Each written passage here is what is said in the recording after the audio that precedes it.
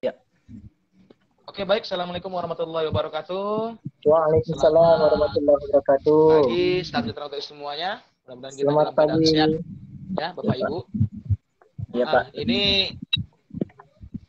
mana ini teman-temannya nih? Kok belum pada masuk ini masih Pak Ridwan sendiri ya, Pak Ridwan ya, yang Iya, masih Pak. dari semangat ya. Iya, Pak. Uh, uh. Benar-benar. Oke lah, baik. Kalau begitu nanti jangan lupa Pak Ridwan sampaikan ke grup ya untuk teman-teman yang lain supaya agar bisa menyusul. Ya. Ya, nggak apa-apa, mungkin mereka pada ada kendala jaringan atau mungkin masih ada kegiatan-kegiatan, mungkin nggak apa-apa. Yang penting diingatkan kembali agar segera untuk masuk dan aktif ya, nggak apa-apa. Oke, baik, Bapak Ibu sekalian yang saya hormati dan dimuliakan Tuhan yang Maha Kuasa.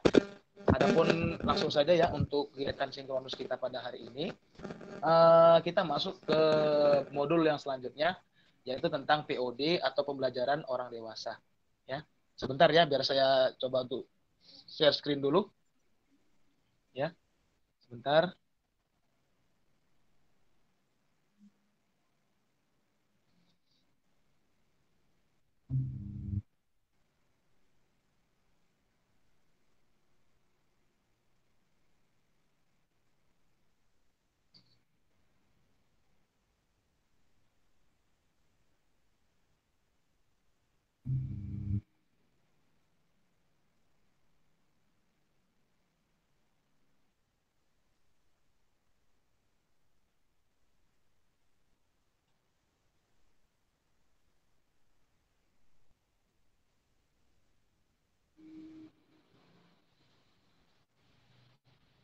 Ya, ini sudah nampak ya materinya ya.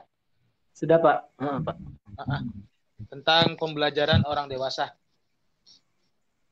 Oke, baik Bapak Ibu sekalian yang hebat-hebat ya. Mengenai tentang pembelajaran orang dewasa, ada pun beberapa sub pembagian yang mau kita bahas atau mau kita diskusikan pada pagi hari ini. Yang pertama tentang pengertian pembelajaran orang dewasa. Yang kedua dengan teori pembelajaran orang dewasa menurut knowledge.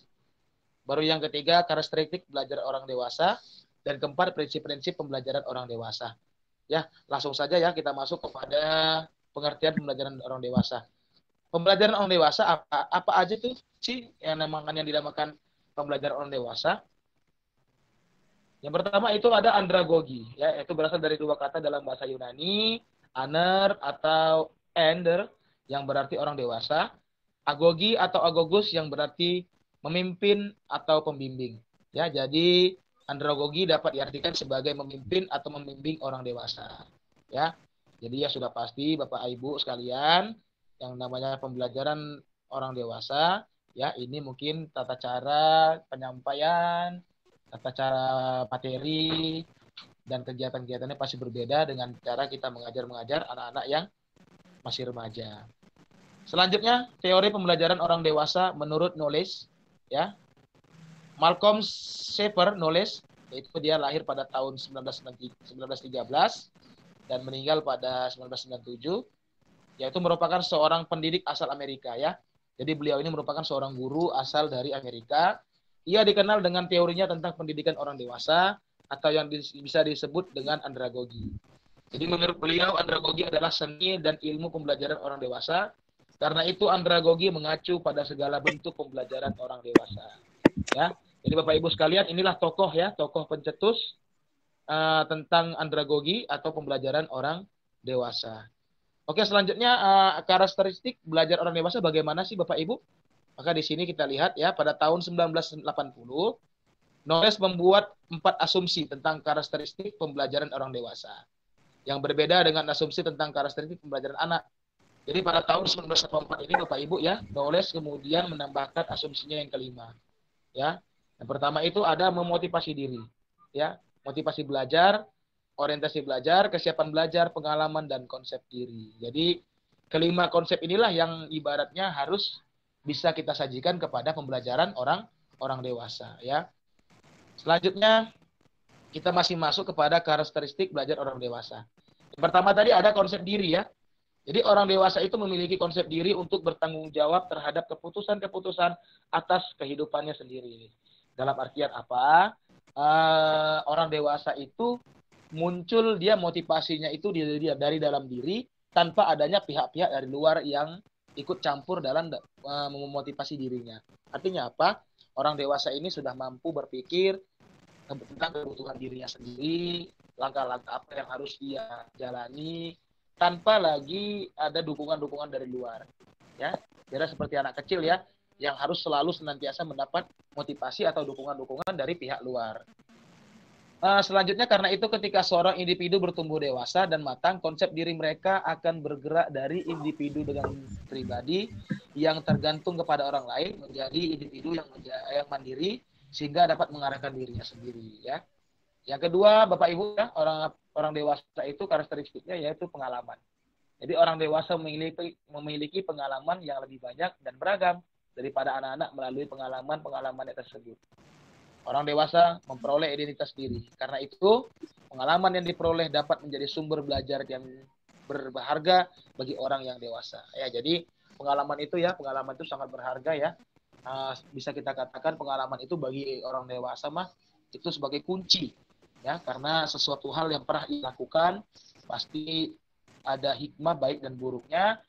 Dari hikmah baik dan buruknya itulah bisa ia menjadikan pelajaran untuk langkah-langkah selanjutnya bagaimana. Selanjutnya, kesiapan belajar. Jadi pada saat manusia itu dewasa, kesiapannya untuk belajar semakin meningkat, ya, berorientasi pada tugas-tugas yang berkembang dari peran sosialnya di masyarakat. Dengan demikian, orang dewasa sudah memiliki kesiapan untuk mempelajari hal-hal yang perlu diketahui dan hal-hal yang dapat dilakukan agar dapat mengatasi segala situasi di kehidupan secara efektif. Jadi, untuk seseorang yang sudah beranjak dewasa, maka dia sudah sadar akan tanggung jawabnya, ya, sudah mulai bersifat simpati atau empati, ya, tidak acuh tak acuh lagi seperti layaknya anak kecil. Apa yang terjadi di lingkungan sekitarnya, dia sudah mulai memikirkan, ya. Beda dengan pembelajaran dengan anak-anak ya Pak ya, yang dimana ada satu kejadian, memang dia empati, tapi habis itu berlalu begitu saja, tanpa ia harus berpikir bagaimana langkah ke depan untuk mencegah atau mengatasinya dari pengalaman dia tersebut. Maka selanjutnya orientasi belajar ya, sebagai individu yang dewasa dan matang, perspektif waktu orang dewasa berubah dari penerapan pengetahuan yang tidak seketika menjadi penerapan segera. Karena itu, orientasi belajar dari orang dewasa pun bergeser dari yang mulanya berpusat pada mata pelajaran atau subjek ya, menjadi berpusat pada masalah ya. Artinya apa? Ketika orang beranjak kepada dewasa, ya, terutama ini Bapak Ibu kalau yang sudah ada mengajar di SMA ini, terutama untuk mereka yang udah kelas 3 atau kelas 2 nih, mereka kayaknya sepertinya kan lebih tertarik dengan satu permasalahan atau pertanyaan yang kita lemparkan kepada mereka untuk mereka cermati, baik itu secara individual maupun diskusi, ya. Beda dengan pembelajaran anak kecil yang kita berikan mereka soal yang sudah nyata jawabannya itu ada di buku.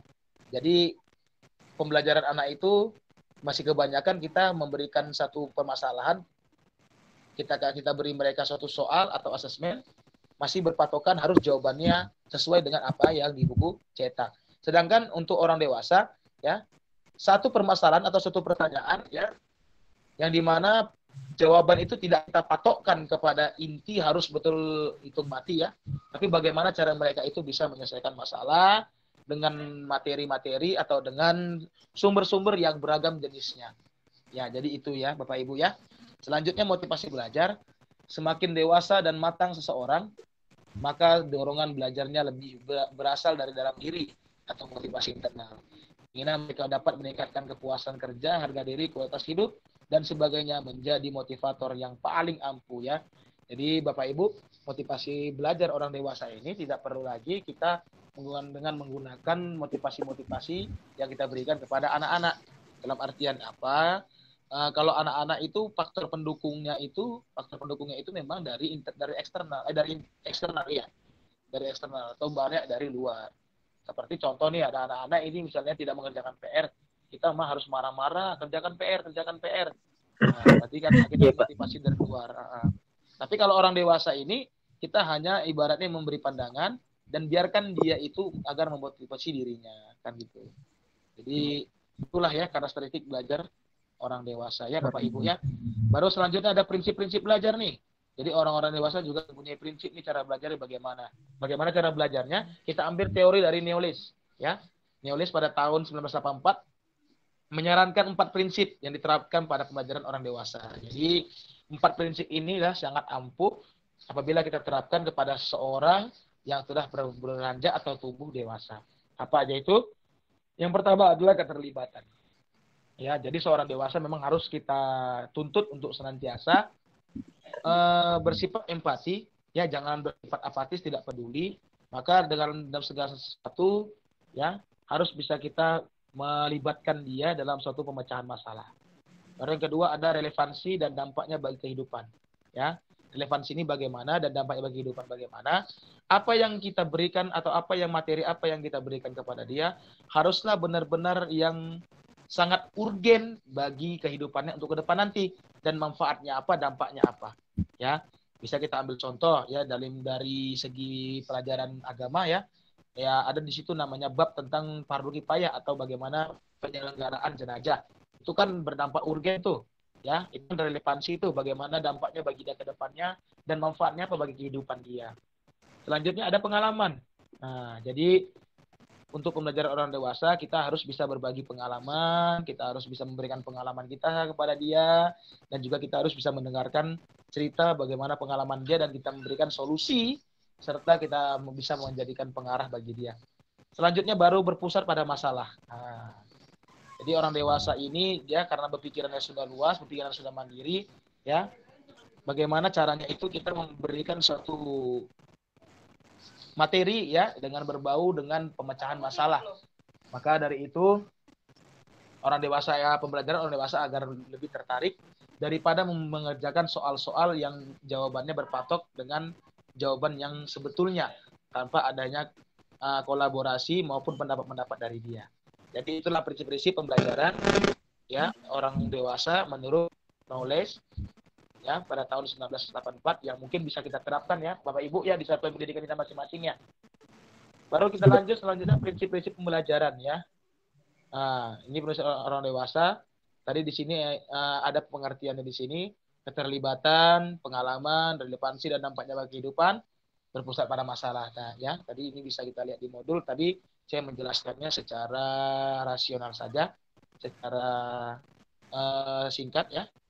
Oke, baik ya Bapak Ibu sekalian, habis sudah materi kita untuk pembelajaran orang dewasa ya.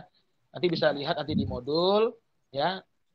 Dan kita bisa lihat nanti tugas di LMS-nya ya, Bapak Ibu ya. Nanti bisa berdiskusi ya Pak Ridwan ya dengan kawan-kawannya ya.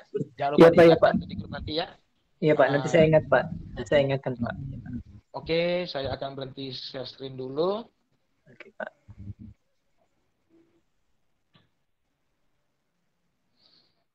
Oke ya, itulah pembelajaran orang dewasa. Jadi untuk Bapak-Bapak Ibu sekalian yang mengajar di satuan SMA, SMK, ya itu mah penerapan pembelajaran orang dewasa menurut si Knowledge itu sangat bagus ya.